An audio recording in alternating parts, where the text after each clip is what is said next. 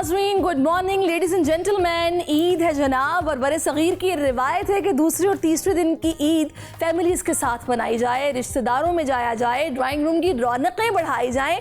सो दुनिया बोले कि फैमिली भी आज यहाँ एक साथ इकट्ठी हो रही है। One of the best Pakistan के बहुत मायनाज होस्ट साहिर लोधी हमारे साथ मौजूद होंगे अब से कुछ ही देर में, और साथ ही साथ नया टैलेंट और बहुत ही प्यारी आवाज़ के मालिक ज़ैन, और उनके साथ शोबिज़ इंडस्ट्री की बेहतरीन सेलिब्रिटीज़ इस वक्त हमारे साथ मौजूद होंगी, और इनके साथ पूरा रमज़ान बोल के जायके की शान शेफ़ मायदा जो कि इस वक्त हमारे साथ मौजूद हैं, और तारा उज़रा दाऊद साहिबा जो कि एंटरप्रेन्योर हैं, वो भी हमारे साथ मौजूद हैं। और क्या ज़बरदस्त ग्रेसफुल लेडी हैं ये, और बहुत ज़बरदस्त एफर्ट्स कर रही हैं, चैरिटी बेसिस प्रोजेक्ट्स हैं जिन पर काम कर रही हैं। इनसे भी आज बहुत सारी बातें करेंगे। साहिर लोधी के हवाले से मैं आपको बता दूं कि अगर पाकिस्तान में किसी ने होस्टिंग का उरूज देखा है तो उनमें एक नाम साहिर भाई का आता है, जो 18 साल से दुनिया भर में पाकिस्तान का मस्बत चेहरा उजागर कर रहे हैं और एक कामयाब फिल्म मेकर भी हैं। और रेडियो की दुनिया में भी मेरा नहीं ख्याल कि साहिर भाई का कुछ सानी होगा, तो उनको भी हम कुछ देर में वेलकम करेंगे। तो मेरा ख्याल है कि पहले मैं ज़ैन आपसे स्टार्ट करती हूँ, जो कि आप ये जो मुस्कुरा रहे हैं ना हल्का हल्का सा।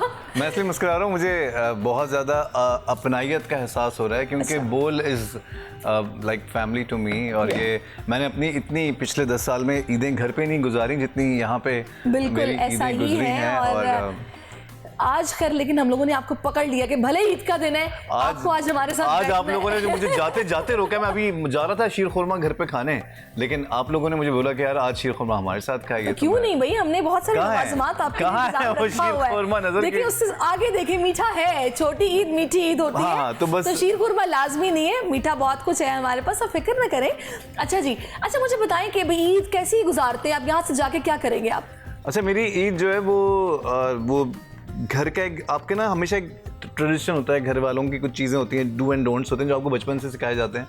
तो मेरी ईद का जो वो है रूटीन, पूरी रात में जागता हूँ, सुबह बेहतरीन सही है, सुबह तक नमाज तक सोते हैं। नमाज के बाद नहीं सोता नहीं हूँ, नमाज पढ़ के मैं घर आऊँगा, घर पे अम्मी अब्बू को ईद मुबारक कहूँगा, गले लगूंगा, उनसे ईदी लूँगा, छोटे भाई को और सब बच्चों को ईदियाँ बांटूंगा, मोहल्ले के बच्चों को ईदियाँ बांटूंगा। उसके बाद मैं जाऊँगा कब्रिस्तान। अच्छा, कब्रिस्तान जाना होता है और ये मेरी रूटीन का हिस्सा है। वहाँ पे दादी की कब्र, वहाँ पे जितने भी हमारे रिश्तेदार हैं उन सबकी कब्रों पे जाना, उसके बाद फैमिली की जो मेरी सबसे बड़ी फुप्पी हैं उधर जाना, फिर नानी की तरफ जाना, इन सब से मिल मिला के कोई तकरीबन 2-2:30 बजे मैं वापस घर आता हूँ और फिर सोता हूँ, और फिर मैं उठता हूँ रात को 10 बजे। यानी कि आप बेहतरीन तरीके से अपनी ईद को एंजॉय करते हैं। जाहिर है जब पूरी चांद रात आप जागेंगे और फिर मॉर्निंग में भी सारी वो जो एक फेस्टिविटीज होती हैं सब करके तो फिर उसके बाद आप आराम करते हैं। क्योंकि मैं सो के वो दिन बर्बाद नहीं करना चाहता, यही एक मौका होता है। मुझे लगता है कि जिन लोगों से आप पूरा साल नहीं मिल पाते या जिससे कॉन्टैक्ट नहीं कर पाते, यही वो दिन है आप चलो जाके एक्सप्रेस कर दो। अब तो जैसे जैसे हम लोग डिजिटली और AI की लाइफ में और दुनिया में घुस रहे हैं, आ चुके हैं,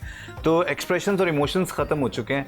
अब ये ईद का मौका हो गया, बकरा ईद का मौका हो गया, वो दिन है जिन पे हमें लगता है कि हम इमोशंस को एक्सप्रेस कर सकते हैं और करना चाहिए।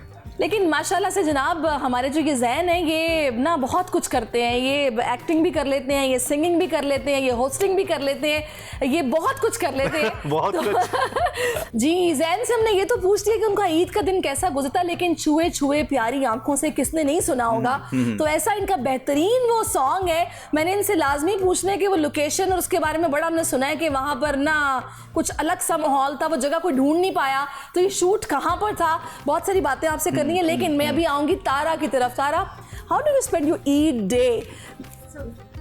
फर्स्ट ऑफ ऑल ईद मुबारक। ईद मुबारक, खैर मुबारक, खैर मुबारक। Okay, and to all viewers Eid मुबारक। सो हमारा ईद इतना सिंपल है, we get up, we have Eid ka savions here, Eid ka kheer with savions, and then the boys go to the mosque.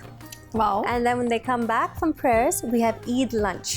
Very nice. And you cook on Eid day? Yes, on Eid day as well as up to Eid day. माशाल्लाह। We work hard. Okay, बस तारा को थोड़ा सा उर्दू बोलने में problem है, तो मैं अगर उर्दू में भी बात करूंगी इनसे तो ये मुझे उसका बड़ा अच्छा जवाब देंगी, क्योंकि उर्दू समझती बहुत अच्छी हैं। तो तारा का कहना ये है कि जी ये ईद तक बहुत अच्छा खाना बनाती हैं, तो आज ईद के दिन शीर खुरमा बना के आई हैं आप? हाँ, and of course biryani, and we have korma and karai.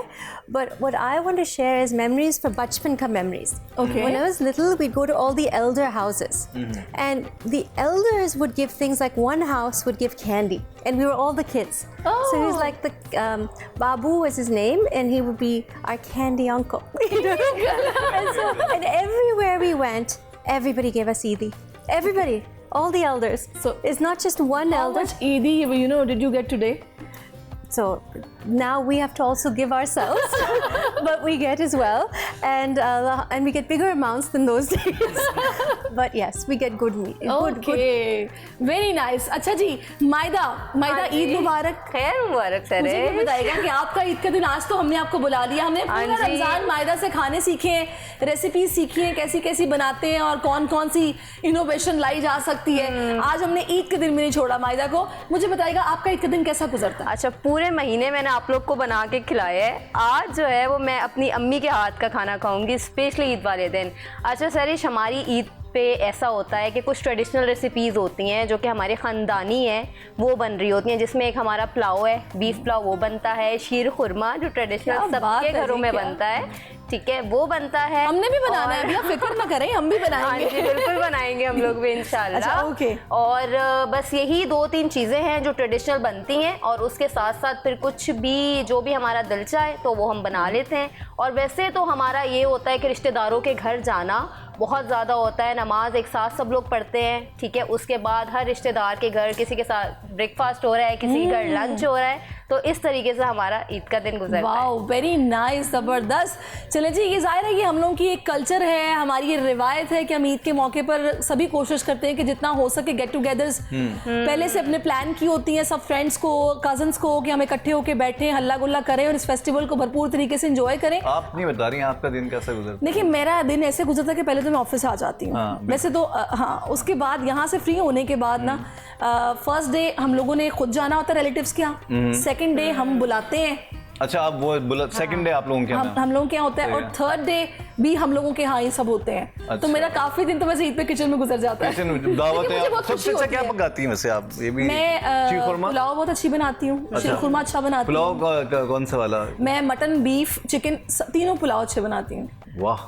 और अब ये मत कहिए आपने खिलाया ही नहीं कभी। नहीं, मैं हाँ, सिर्फ यहाँ मैं खिला पे दूंगी। दाल मोठ पड़ी है, मैं सिर्फ दाल मोठ ही खा लेता हूँ।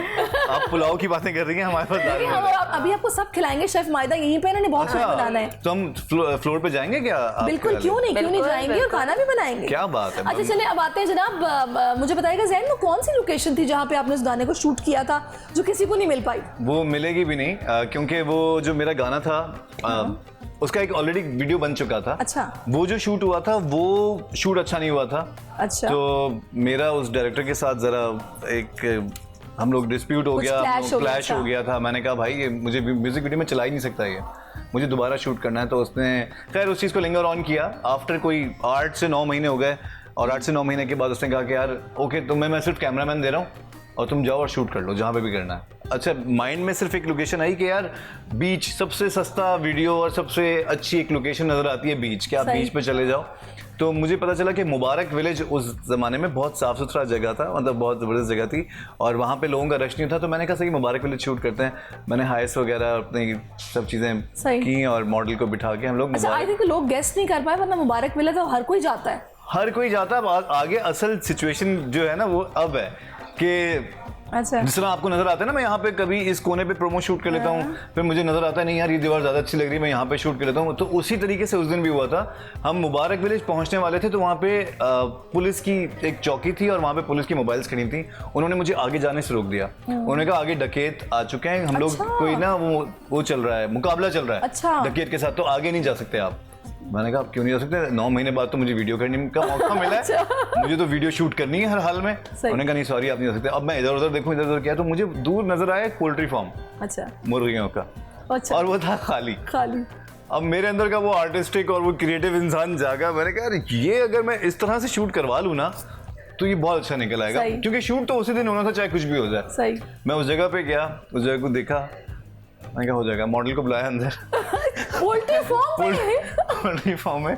इस वजह से वो जगह ना किसी को मिली है ना कभी कोई दोबारा वहाँ पे शूट कर सकता है और ना कभी कोई शूट करने का सोचेगा, क्योंकि मैं तो मजबूरी में शूट कर रहा था वहाँ पे। चले, एक हमारे पास आपकी एक पिक्चर है, मैं चाहूंगी जरा वो नाज़रीन को ये दिखा देखें दें। आप। ये जनाब, ये पोल्ट्री फार्म आपके सामने है और ये इतना इन्होंने ज़बरदस्त अंदाज में शूट किया है कि कोई ये मतलब ना नहीं ये अंदाज़ा लगा सकता कि पोल्ट्री फार्म है और यहाँ पर ये शूटिंग हो रही है। अब तो ये जैन की जनाब अंदर की वो कहते हैं ना कि एक्सपर्टीज है जो कि उन्होंने ना इस्तेमाल की है और शूट कर दिया। सब्सक्राइब करें और बेल दबाएं ताकि कोई खबर रह न जाए।